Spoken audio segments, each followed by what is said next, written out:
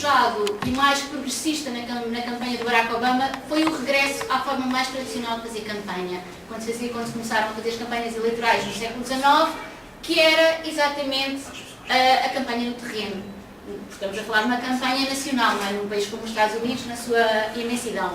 E o Barack Obama aí foi, de facto, fez as coisas diferentes do que dizem, digamos assim, o canon dentro do marketing político. Foi, em primeiro lugar, onde ele investiu, foi nas sedes de campanha. E teve sedes de campanha em todos os estados norte-americanos, mesmo naqueles onde o Partido Democrata não ganhava há muitos anos. E, portanto, o que fez, em primeiro lugar, foi alugar esses espaços, nas ruas principais, onde passavam mais pessoas, e tendo ao máximo a campanha como se a campanha fosse toda ela naquele local. Portanto, de uma forma descentralizada, numa relação direta e local com as pessoas, e campanha permanente, independentemente se o Barack Obama já tinha estado naquele estado ou se ainda iria estar naquele estado. E este foi o seu grande investimento, e foi também aonde gastou a maioria da sua verba. Foi nas sedes e foi no terreno. Não foi na televisão, como é a tendência, e é a ideia de que se chegar à televisão chega-se a toda a gente, e Barack Obama fez ao contrário. Pensou, se eu não tiver as pessoas, não interessa chegar à televisão, porque são as pessoas que votam, não são os jornalistas. Também votam, com certeza, mas não são assim tantos, ainda que haja muitos, não é? E, portanto, a ideia de construir de base um movimento de raiz, e durante os 2 anos, ou ano e meio, que estas campanhas são muito duras, nos Estados Unidos, permanentemente a porta aberta, e aqui a maioria do seu investimento, 70% do orçamento do Barack Obama foi para estas atividades no terreno e para manter abertas estes mesmos espaços. E, portanto, o que é interessante ver, que é, nas redes sociais, onde o aluguer é grátis, digamos assim, escolheu muito criteriosamente. Aqui, onde se pagava bem caro, estando na rua principal de cada um dos sítios, não houve restrições, digamos assim, para perceber mesmo como foi pensar ao contrário, que é não pensar primeiro vamos à televisão e depois chegamos às pessoas, ver o investimento que, ao arrepio de tudo o que dizem qualquer livro do marketing político, diz qualquer assessor de comunicação que o mais importante é a relação com os média. E, portanto, a ideia aqui do Barack Obama foi fazer aqui um curto-circuito, dizer, os média viram depois. Em vez de ser a causa da campanha, como muita gente pensa, atualmente, pensar-se que é preciso primeiro chegar aos média, os média vieram depois por arrasto, digamos assim, como sendo uma consequência da atividade do Barack Obama. E nesse sentido, aqui este slide faz só um bocadinho o balanço exatamente do que é que foi a sua estratégia e como foi diferente do que ela teve de igual também, face a todas as outras campanhas existentes até então.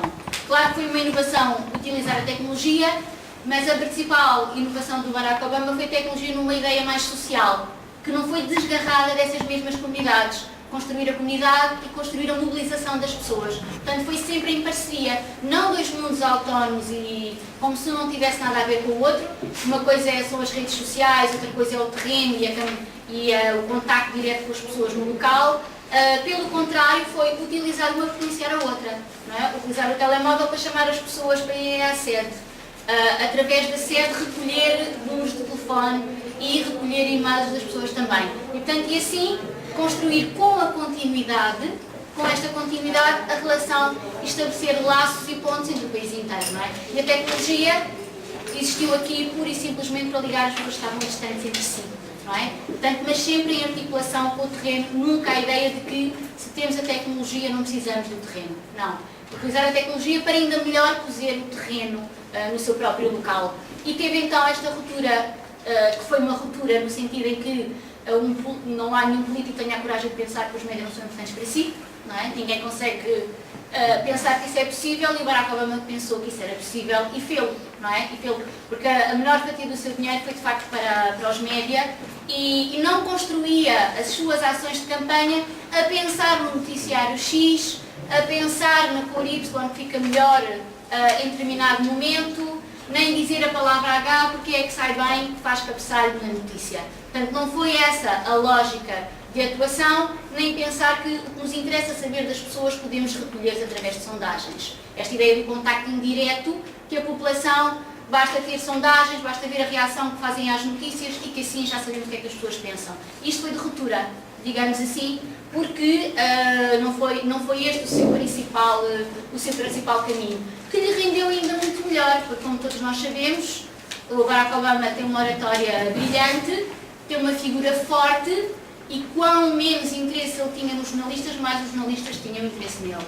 Não é? Portanto, ainda teve esta segunda consequência extremamente positiva, que foi não estar profundamente dependente dos jornalistas, tornou os jornalistas muito mais curiosos e interessantes e muito mais interessados no Barack Obama, e que também se viu nos estudos que foram feitos posteriormente em relação à campanha, que o Barack Obama, mesmo durante as primárias, teve de longe a cobertura muito mais simpática.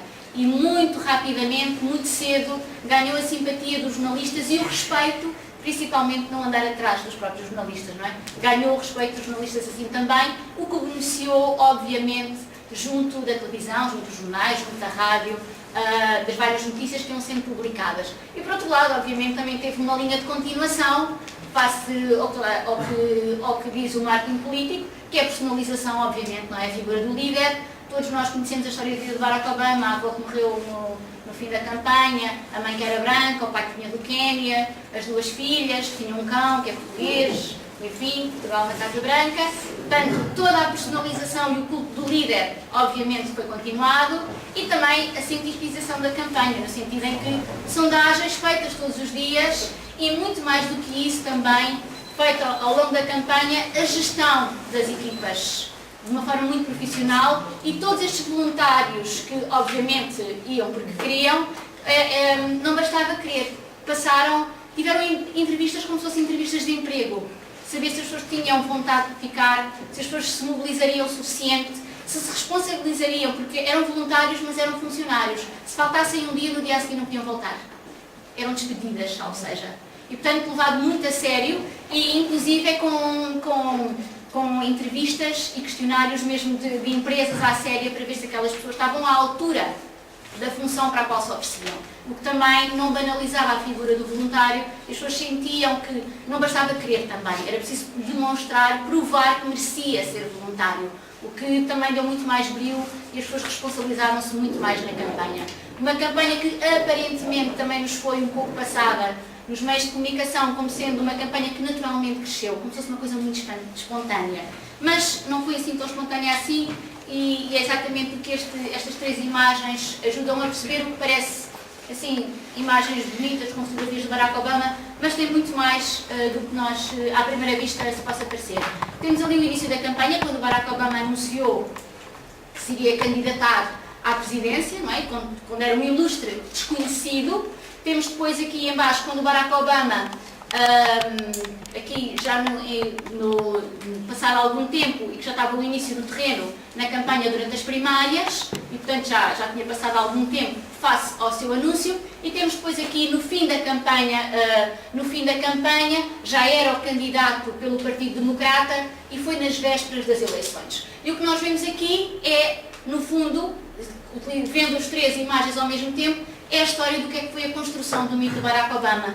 Vemos ali o cidadão está a apresentar-se na primeira imagem, a falar com cada um dos americanos olhos nos olhos, a dar-se a conhecer, a dizer quem é, e estar ao mesmo nível no contacto direto com o cidadão anónimo, que não precisa de mostrar a cara no sentido que representa qualquer um, podemos ser nós que ali estamos. Depois vemos já, então, na história construída, o líder, que já se fez. A quantidade de pessoas que já vêm com ele, não é? E que já conquistou as massas e que já tem toda a mobilização e os números e a quantidade de pessoas a falarem por si. Ele à frente, os outros atrás. E temos aqui já o Barack Obama num outro plano. Este já não é o Barack Obama humano, mas é o mito, não é? É o visionário, é o Messias, que veio para salvar os Estados Unidos e quiçá o mundo inteiro, não é? E é o homem que já está num sonho, está num outro plano acima de todos nós, não é? E portanto foi subindo, digamos assim, para outra esfera. Entrou num outro plano superior àquele de Barack Obama, que ainda não conhecia ninguém e se estava a apresentar a um. Todas as pessoas tentando explicar quem é e o que é que pretendia. E portanto aqui digamos que demonstra como